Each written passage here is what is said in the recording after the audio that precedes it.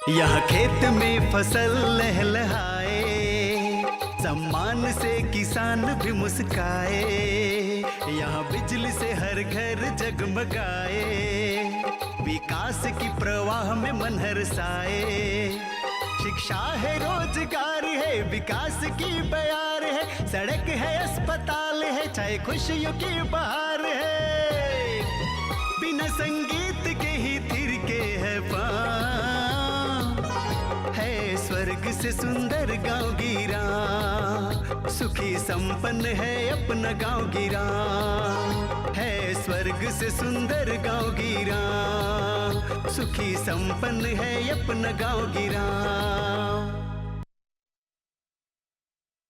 नमस्कार, मैं हूं रवि प्रकाश और यह कार्यक्रम है गांव गिराओं। झारखंड की चर्चा जिन वजहों से होती है उनमें खास वजह यहाँ पे होने वाले तसर का उत्पादन भी है। झारखंड के सुदूर गाँव में जहाँ पर जो औपचारिक पढ़ाई लिखाई की व्यवस्था है वो बहुत नहीं भी है, तो वहाँ के न केवल पुरुष बल्कि महिलाएं भी बड़े पैमाने पर सिल्क का उत्पादन, तसर का जो सिल्क है उसके कीड़े का उत्पादन करते हैं। और सिल्क जो यहाँ पे बनता है तसर का, उसकी प्रतिष्ठा, उसकी लोकप्रियता पूरे देश में है। और अब तो बाज़ार ऐसा ग्लोबल हो गया है कि इस तसर को दुनिया के दूसरे देशों में भेजा जाने लगा है। अब क्योंकि तसर को लेकर झारखंड की अपनी अलग अलग पहचान है, इसका उत्पादन काफ़ी बड़ा है। हाल के सालों में सरकार ने कई सारे प्रयास किए हैं, तो चर्चा इस बात की भी कर लेनी चाहिए कि सरकार की कौन कौन सी योजनाएं हैं जो ऐसे लोगों को सपोर्ट करती हैं जो तसर के उत्पादन में लगे हैं। और यह भी एक झारखंड के लिए अच्छी बात है, गौरव करने की बात है कि झारखंड में रांची के पास में ही तसर अनुसंधान का बड़ा सेंटर है और जहाँ पे तसर पे काफ़ी शोध लगातार होते रहते हैं। तो आज के कार्यक्रम में हम बात करना चाहते हैं तसर में हो रहे नए शोध पर, भारत सरकार की जो योजनाएं हैं इसको बढ़ावा देने के लिए उस पर, और राज्य सरकार भी किस तरीके से सपोर्ट करती है इन योजनाओं को, इसके बारे में। और इस पर बात करने के लिए हमने खास मेहमान को स्टूडियो में बुलाया है। हम स्वागत करते हैं जयप्रकाश पांडे साहब का, जो तसर अनुसंधान केंद्र के वरिष्ठ वैज्ञानिक हैं। पहले भी कई बार हमारे कार्यक्रमों में आए हैं और हमें कई दफ़ा तसर के बारे में समझाया है। सर, आपका स्वागत है हमारे इस कार्यक्रम में फिर से। क्या है सर, कैसा है अभी माहौल तसर के उत्पादन को लेकर और क्या नया काम हो रहा है? जैसा कि किसान भाई आप जानते हैं कि तसर रेशम उद्योग से पूरे झारखंड राज्य में लगभग 2,21,000 लोग जुड़े हुए हैं और यह ऐसे लोगों की जीविका का एक बहुत ही प्रमुख स्रोत है। उसका कारण क्या है कि झारखंड की जो जलवायु है तसर के कीट पालन के लिए काफ़ी उपयुक्त है। दूसरा एक अवयव आता है जो होता है खाद्य पौधे। यहाँ पे प्रचुर मात्रा में तसर के खाद्य पौधे भी पाए जाते हैं, जिसमें अर्जुन, आसन और साल के पौधे हैं विशेषकर। तो अभी भारत सरकार के दृष्टिकोण से किसानों के लिए या गांव गिराव में जो लोग रहते हैं उनके लिए विभिन्न योजनाएं हैं, जो कि सॉइल से सिल्क तक की विभिन्न योजनाएं हैं। जैसे पहला है कि कीट पालन से संबंधित जानकारी से संबंधित योजनाएं हैं, दूसरा है कि बीज उत्पादन से संबंधित योजनाएं हैं, और तीसरा सेक्टर आता है जिसमें हम पोस्ट कोकून टेक्नोलॉजी सेक्टर कहते हैं, जिसमें धागाकरण का कार्य आता है, और सबसे अंतिम होता है कि फाइनल उत्पाद को बनाना, जिसमें बुनाई का कार्य है। तो सभी में सबसे पहला है कि भारत सरकार की तरफ से प्लस राज्य सरकार के माध्यम से इन सभी विधाओं की एक सम्यक ट्रेनिंग हमारे संस्थान के द्वारा प्लस राज्य सरकार के माध्यम से दी जाती है। जो किसान भाइयों को उनको रेजिडेंशियल ट्रेनिंग भी है, प्लस अगर किसान भाइयों को कुछ इस तरह की जानकारी चाहिए होती है तो हमारे वैज्ञानिक प्लस राज्य सरकार के केंद्रों के थ्रू उनके अपने परिसर में, उनके अपने जगह पे, उनके अपने गांव में जा कर के उन तकनीकी के बारे में जिस तरह से वो अच्छे से अच्छे तसर का कीट पालन कर सकें, धागा कर सकें और उनसे अधिक लाभ कमा सकें, इसके बारे में पूरी जानकारी प्रदान की जाती है। तो आपने सबसे पहले चर्चा की सॉइल की, तो इसके उत्पादन के लिए पहले चरण में सरकार कैसे सपोर्ट करती है? सॉइल के दृष्टिकोण से क्या है कि जैसा कि है कि अगर किसी पौधे का ग्रोथ उस पर डिपेंड करता है कि उसकी मृदा कैसी है। तो सामान्यतः क्या होता है कि अगर किसान भाई प्रति पौधे की दर से अगर खाद का उपयोग करते हैं तो उसमें क्या होता है कि उनको पता नहीं होता है कि इसमें कौन से ऐसे न्यूट्रिएंट हैं जिसकी कमी है। तो हमारा संस्थान उनको करता है, एक सॉइल हेल्थ कार्ड प्रदान करता है क्योंकि किसान भाइयों के सॉइल सैंपल को हम एनालिसिस करते हैं और एनालिसिस के बाद उनको बताते हैं कि झारखंड के राज्य में या उनके खेत में किन तत्वों की कमी है। जिन तत्वों की कमी है उन तत्वों को ही उस पौधे में डालें, जिससे किसान भाइयों को लाभ क्या होगा कि उनका जो प्रोडक्शन कास्ट होता है वो कम होगा। जैसे अगर देखा जाए झारखंड में प्रायः जो झारखंड की जो मिट्टी है वो एसिडिक सॉइल कहती है, अम्लीय मिट्टी है। तो इसी दशा में अगर हम देखते हैं कि न्यूट्रिएंट्स, अगर बहुत सारे न्यूट्रिएंट्स मिट्टी में मौजूद भी हैं, अगर उसका पीएच बैलेंस नहीं है, पीएच एक ऐसा स्केल होता है, तो सभी न्यूट्रिएंट उपलब्ध रहने पे भी उस पौधे के द्वारा उन जो तत्व हैं उसका अवशोषण नहीं हो पाएगा। तो हम किसान भाइयों से भी अनुरोध करेंगे, प्लस इसके साथ राज्य सरकार की भी टीम है, कि अगर जहाँ पे वो कीट पालन का कार्य करते हैं वहाँ के मृदा की जांच जरूर कराएं और उसके लिए हमारा संस्थान उनको सॉयल हेल्थ कार्ड देगा और बताएगा कि किन तत्वों की कमी है, कितनी खाद आप डालिए, उसके बारे में पूरी जानकारी दी जाए। दूसरा, सॉयल को एनरिच करने के लिए हम लोग बताते हैं प्रति हेक्टेयर की दर से लगभग 20 से 25 किलोग्राम सनहैम्प, जो सनई जिसको बोलते हैं, और ढैंचा, या दोनों में से एक। तो जहाँ पे इकोनॉमिक प्लांटेशन है वहाँ पे सनहैम्प और ढैंचा का प्रयोग करें, जिससे मिट्टी का उर्वरा शक्ति बढ़ेगी और हम ऑर्गेनिक जो ऐसे फर्टिलाइजर्स यूज करते हैं, केमिकल रासायनिक खाद जो करते हैं, उनका भी उपयोग कम होगा और जैसे किसान भाइयों को अच्छी से अच्छी पैदावार होगी। तो ये मृदा की जांच कितने दिनों में करानी चाहिए और कैसे भेजते हैं लोग आपके पास? मृदा की जांच की जो व्यवस्था है उनको है कि मिट्टी की जांच जो करनी है, आप अपने 1 हेक्टेयर का अगर प्रक्षेत्र है तो वहाँ से 4 से 6 जगहों से मिट्टी का कलेक्शन करें, 1 फीट गहरा गड्ढा खोद करके फिर किनारे से मिट्टी को इकट्ठा करके, और वो सैंपल जो है राज्य सरकार के जो केंद्र हैं, हमारे पायलट प्रोजेक्ट सेंटर्स लगभग हर डिस्ट्रिक्ट में 2 से 3 हैं और पूरे झारखंड राज्य में बहुत सारे सेंटर्स ऐसे हैं, 25 से 30 सेंटर चल रहे हैं, वो उसके थ्रू जो है उस मिट्टी की जांच के लिए यहाँ भेज सकते हैं। इसके अलावा मिट्टी की जांच की व्यवस्था हमारे बहुत सारे ऐसे स्वयंसेवी संस्थाएं हैं उनके द्वारा भी की जाती है, साथ में राज्य सरकार के माध्यम से, और किसानों का इसमें कोई पैसा नहीं लगता है, वो फ्री ऑफ कास्ट।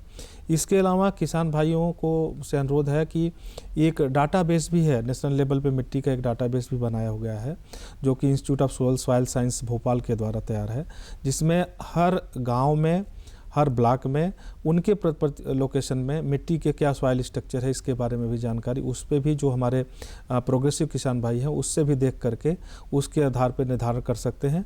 और हमारे अनुसंधान, तसर अनुसंधान प्रशिक्षण संस्थान जो हमारा संस्थान है, प्लस राज्य सरकार के माध्यम से जहाँ भी उनको सहयोग की आवश्यकता है हम लोग करने के लिए तैयार हैं। और ये जो प्रशिक्षण आप लोग देते हैं जो रेजिडेंशियल भी होता है, और कई बार तो किसान आकर प्रशिक्षण लेकर घर चले जाते हैं वापस, ये प्रशिक्षण कितने प्रकार के हैं, इसकी जो ये है पात्रता है वो क्या है, कैसे लोग इसमें भाग ले सकते हैं, कितना पैसा लगता है या मुफ्त है?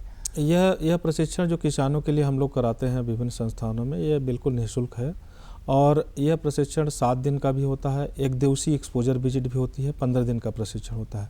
जैसे हम बात करें तसर खाद्य पौधे की नर्सरी तैयार करने की, तो नर्सरी तैयार करने की जो ऐसी विधा है कि जिससे किसान भाई अगर आपस में कई किसान मिलकर के नर्सरी तैयार करने के लिए हमारे संस्थान में सीखने के लिए आते हैं, तो आसानी से 1 सप्ताह में पूरे सम्यक तरीके से उनको कैसे नर्सरी तैयार की जाती है, कैसे कटिंग लगाई जाती है, कैसे सीड से उगाया जाता है, सारी विधियां उनको बता दी जाती हैं। और फिर इसके अलावा हमारी एक भारत सरकार की योजना है सिल्क समग्र, जिसमें हम सॉइल से सिल्क तक की बहुत सारी एक्टिविटी जो है उसमें हम लोग कवर करते हैं। और उसके लिए जो सहयोग राशि होती है वो केंद्र सरकार से लगभग 80% सहयोगी राशि दी जाती है, 10% उसकी सहयोग राशि राज्य सरकार के द्वारा दी जाती है और 10% बेनिफिशियरी किसान भाइयों को भी अपना 100 रुपये लगेगा तो 10 रुपये लगेगा, 10 रुपया केवल किसान भाइयों को लगेगा। तो इसमें केवल समझिए कि शुरुआत से लेकर के आगे तक की, जैसे बहुत सारे ऐसे किसान भाई हैं जो मशीन खरीदना चाहते हैं। हाँ। अब मशीन की कीमत 10,000 रुपये है, धागा करंट की मशीन, तो हमारे यहाँ 80% उसका पैसा केंद्र सरकार के माध्यम से और 10% राज्य सरकार के माध्यम से, 10% बेनिफिशियरी के। तो उस धागा करंट की मशीन से आसानी से अपने घर के सभी कार्य करते हुए वो दिन में 200 से 300 ग्राम धागा आसानी से निकाल सकते हैं, जिसको सब कार्य के दौरान उनको एक अच्छा खासा 200 से 300 रुपये आसानी से मिल जाएगा प्रतिदिन के हिसाब से। अच्छा, और ये जो होता है कि जो उनकी रंगाई का, उनकी मतलब सिल्क जब फाइनली तैयार होता है उसके लिए किस तरह का प्रशिक्षण दिया जाता है? सिल्क में जो प्रशिक्षण की व्यवस्था है, पहला तो है कि धागाकरण एक हो गया, इसके अलावा बुनाई का कार्य हो गया, बुनाई का कार्य, जिसमें कपड़े के बुनाई का कार्य है, रंगाई का कार्य है। तो हमारे यहाँ धागाकरण तक का जो प्रशिक्षण हमारे संस्थान में दिया जाता है।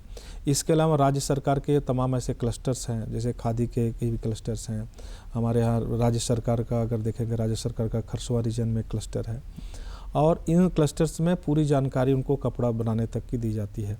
और साथ ही जैसे एक और योजना है हमारे केंद्र सरकार की, कि जो किसान भाई कोकोसा का उत्पादन करते हैं, कोसा के उत्पादन के दौरान उनको कभी कभी अगर ऐसी परेशानी है कि उनके प्रोडक्ट्स सही रेट में नहीं बिक पा रहे हैं, तो उसके लिए हमारा रॉ मटेरियल बैंक चाईबासा में अवस्थित है, जो कि समय समय पर राज्य इस पूरे झारखंड राज्य के विभिन्न स्थानों से भी कोसा के कलेक्शन का कार्य करता है। और मेजर जो मार्केट है वहाँ पे हमारी टीम उपलब्ध रहती है। जैसे अगर वर्तमान मार्केट में देखा जाए, कोसा की कीमत 3 से 4 रुपये है। तो हम किसान भाइयों से कहते हैं कि अगर इससे अधिक रेट पे अगर कोसा बिक्री की आपको व्यवस्था हो पाती है, और दूसरे लोग दूसरे राज्यों से जो व्यापारी गण है वो आते हैं, तो आप उनको वो कोसा दे सकते हैं। लेकिन अगर उससे कम रेट आपको मिल रहा है तो आप हमारे रॉ मटेरियल बैंक के माध्यम से अपना कोसा बेच सकते हैं। और इस बार जो है कोसा का बहुत अच्छा जो प्राइज़ उनको मिला है, जो उनको पर कोसे की दर से जो लाभ मिला है वो काफ़ी अच्छा रहा है। पिछले जहाँ पे सामान्य तौर पे 3 से 4 रुपये का रेट था, उनको वहाँ पे कहीं कहीं 4.5 रुपये 5 रुपये तक का भी रेट उनको मिला है। तो पर कोसे की कीमत इस बार काफ़ी अच्छी रही है, किसान भाइयों को लाभ हुआ है। अच्छा, ये जो हम लोग तसर करते हैं, तो यहाँ का जो तसर है जिसकी चर्चा काफ़ी होती है प्रदेश में, जो दूसरे राज्यों में उत्पादन है सिल्क का, उससे कितना अलग है, क्या खासियत है इसकी? झारखंड राज्य में प्रमुखतः दो महत्वपूर्ण इकोरेस हैं। एक है आपका डाबा इकोरेसिस, जो कि सारंडा के फॉरेस्ट में जिसका उद्गम स्थल माना जाता है। वह रेस कालांतर में जब उसका विकास और उत्पत्ति उद्भव यहाँ पे हुआ, उसके बाद से पूरे देश में फैला। लेकिन जैसा कि हम जानते हैं कि सबसे अच्छा जलवायु, सबसे अच्छी प्रकृति उसको यहीं पे मिलती है, जिसकी वजह से आप देखेंगे सारंडा फॉरेस्ट के आसपास के जो इलाके हैं, और उसमें विशेषकर चाईबासा से लेकर के सरायकेला खरसुआ का रीजन, इसमें बहुतायत ये पाए जाते हैं। और ये डाबा इकोरेसिस का एक वाइल्ड प्रजाति है, डाबा का बाइवोल्टाइन प्रजाति है, डाबा का ट्राइवोल्टाइन प्रजाति है। और इस जो डाबा का बाइवोल्टाइन प्रजाति है, वह जो है इस रीजन के लिए, जो हमारे यहाँ रांची रीजन के लिए काफ़ी उपयुक्त है, और उससे काफ़ी अच्छा से अच्छा उत्पादन किसान भाइयों को होता है। दूसरी एक बात है कि जो जंगलों से जो कोसा उत्पादन होकर के आता है, वहाँ पे क्योंकि रासायनिक खाद का उपयोग नहीं होता है, तो वह सिल्क जो है बिल्कुल ऑर्गेनिक होता है। ऐसे कोसे से जो धागा निकाला जाता है वह बिल्कुल ऑर्गेनिक सिल्क होता है, जिसका राष्ट्रीय और अंतर्राष्ट्रीय स्तर पे काफ़ी डिमांड है और लोग बेचते भी हैं। और जो सिल्क है साउथ का या दूसरे राज्यों से, बनारस का सिल्क भी आमतौर पे हम लोग के इलाके में शादियों में वही पहनाया जाता था, अब तसर का बड़ा नाम हुआ है। उन सिल्क से इस सिल्क के बीच का फ़र्क क्या है कपड़े के हिसाब से? जो तसर सिल्क का बिल्कुल यूनिक नेचर है, क्योंकि अगर हम लोग इसके मॉलिक्यूलर स्ट्रक्चर की बात करते हैं, स्कैनिंग माइक्रोस्कोपी से देखा गया है, स्कैनिंग माइक्रोस्कोप से, तो उसमें पाया जाता है कि इसमें छोटे छोटे एयर सैक्स होते हैं, जिसमें बहुत हद तक यूवी लाइट से भी प्रोटेक्शन देता है। अच्छा, हाँ, बहुत हद तक यूवी लाइट से प्रोटेक्शन होता है। दूसरा एक कारण है कि इस सिल्क में गर्मी के दिनों में ठंडा फीलिंग देता है और जाड़े के दिनों में गर्म रखता है।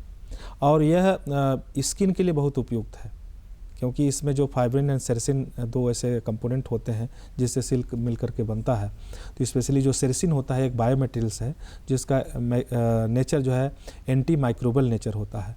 और तीसरा एक सबसे महत्वपूर्ण गुण होता है तसर सिल्क में, कि तसर सिल्क में जो मॉइस्चर को, आर्द्रता को एब्जॉर्ब करने की कैपेसिटी काफ़ी अच्छी होती है।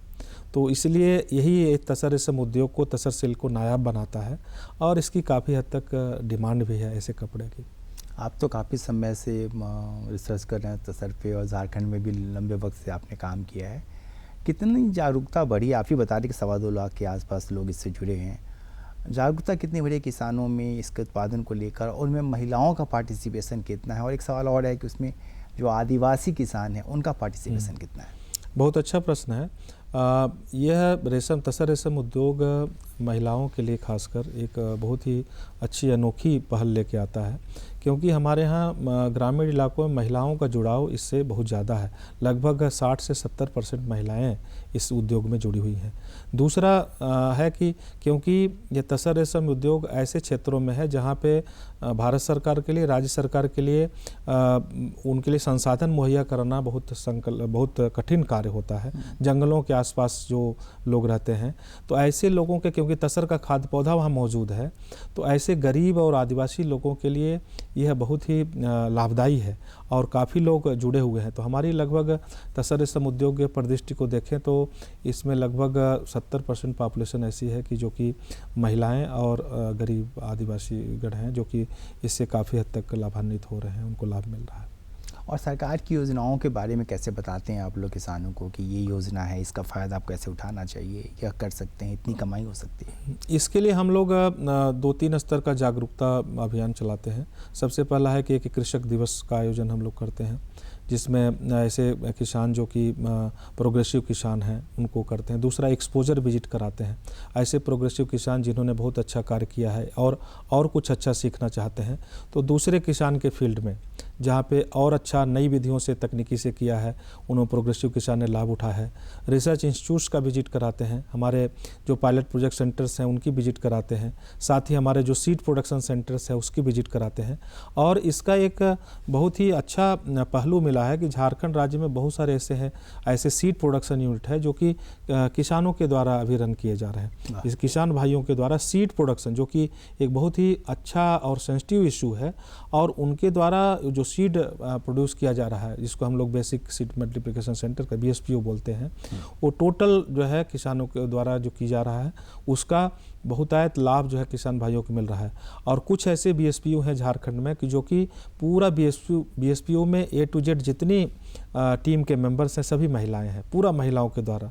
और उनके फॉरवर्ड एंड बैकवर्ड लिंकेज की व्यवस्था कि सीड उत्पादित जो होगा उसको कौन कौन से सोसाइटी में लेंगे, कैसे ये सीड को प्रोडक्शन से हम अगले क्रॉप को मेंटेन करेंगे, कैसे आने वाले दिनों में हम अपने सीड के प्रोडक्शन को और बढ़ाएंगे, गुणवत्ता कैसे मेंटेन करी जाएगी।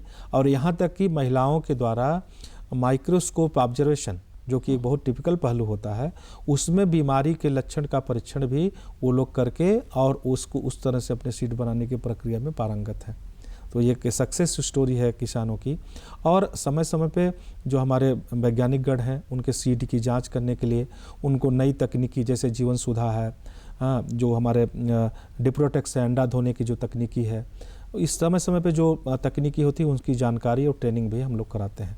साथ ही साथ एक बायोटेक किसान प्रोजेक्ट है, तो ऐसे किसान जो प्रोग्रेसिव किसान्स रहे हैं उनको इंटरप्रेन्योरशिप डेवलप करने के लिए, फार्मर्स प्रोड्यूसिंग ऑर्गेनाइजेशन की तरफ ले जाने के लिए, और ऐसे किसान जो कि पहले कीट पालन करते थे लेकिन अभी वर्तमान की तकनीकियों में पारंगत नहीं थे, उनको समय समय पर उन तकनीकों को ट्रेनिंग से करना। तो ये सब सारी योजनाएं भारत सरकार की इस दिशा में कार्य कर रही हैं कि किसानों को वैज्ञानिक विधि से खेती करने के लिए प्रेरित किया जाए तकनीकियों के उपयोग से, जिससे जो तसर रेशम उद्योग में जो, क्योंकि इसकी आउटडोर रेयरिंग है, उसके नुकसान को कम से कम हो और उनको अधिक से अधिक लाभ हो। अच्छा, जब एंटरप्रेन्योरशिप की बात आती है तो हर बार मतलब चिंता तो ये होती है कि भाई हम काम कर रहे हैं कि मार्केट हमको कहाँ मिलेगा, कहाँ पे हम बेच पाएंगे, और बेचेंगे तो उसकी कीमत मिलेगी कि नहीं मिलेगी, नहीं बिका तो रखेंगे कहाँ, क्या गोदाम मिल पाएगा।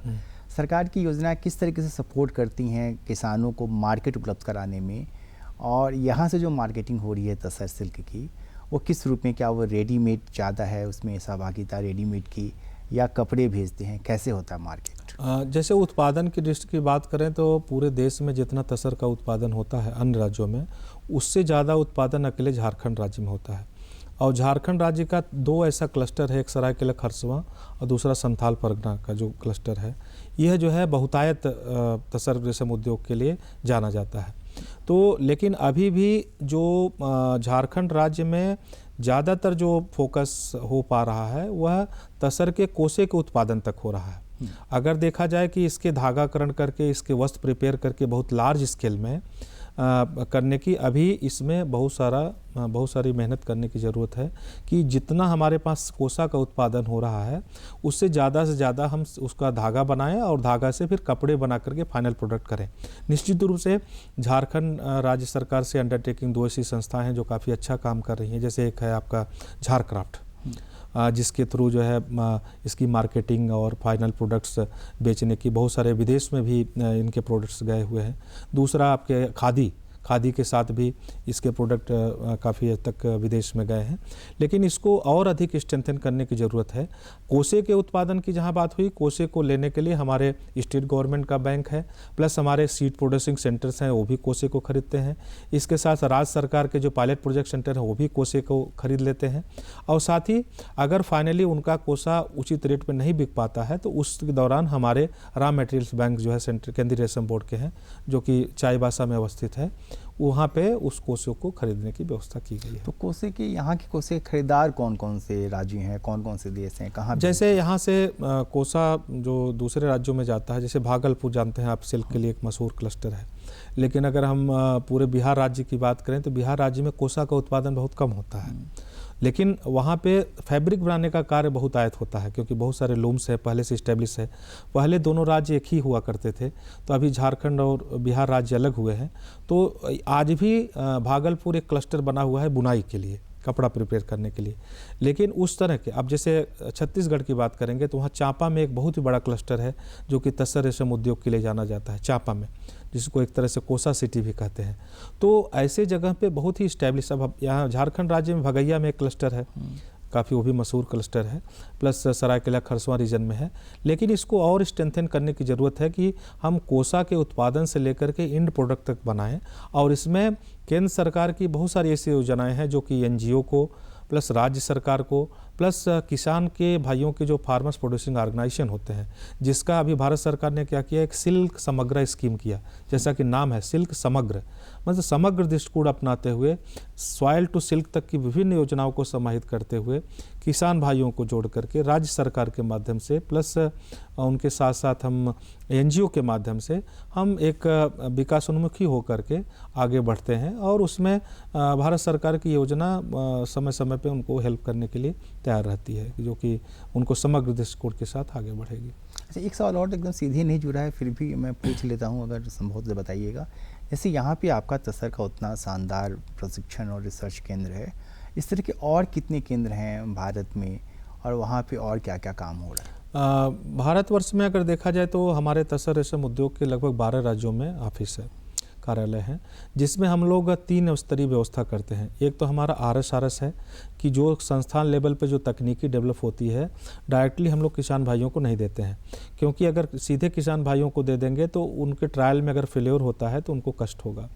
तो हम लोग सबसे पहले क्या कहते हैं, प्रथम प्रणाली है कि हम इसको जो तकनीकी डेवलप होती है उसको हम RS में भेजते हैं। हमारे रीजनल सिल्क सेंटर्स होते हैं, जैसे झारखंड राज्य के लिए दुमका में है, तो पहले वहाँ पे उस तकनीकी का ट्रायल होता है।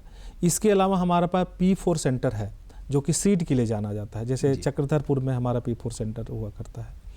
इसके अलावा हमारा सीड प्रोडक्शन की यूनिट है, BSMTC है, जो कि केवल सीड के लिए अच्छे क्वालिटी का सीड बना करके वो राज्य सरकार को और जो हमारे ऐसे प्रोग्रेसिव किसान्स हैं उनको देते हैं।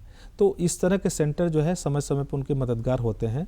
और झारखंड राज्य में, छत्तीसगढ़ राज्य में और उड़ीसा राज्य में इसकी इंटेंसिटी काफ़ी अच्छी है, और ऐसे सेंटर्स किसानों के जोन में है। और राज्य सरकार के भी सेंटर साथ ही साथ इक्वली इम्पॉर्टेंट है, जो कि लोकल लेवल पे किसान भाइयों के कोकून को खरीदना, उनको ट्रेनिंग देना, ग्रेनेज करना, सीड बनाना, फिर किसानों को अंडे देना, अंडे देने के बाद फिर किसानों से फिर अंडे जो कोसा उत्पादित होता है उसको खरीदना, इन सारी व्यवस्थाओं में पूरी टीम लगी होती है।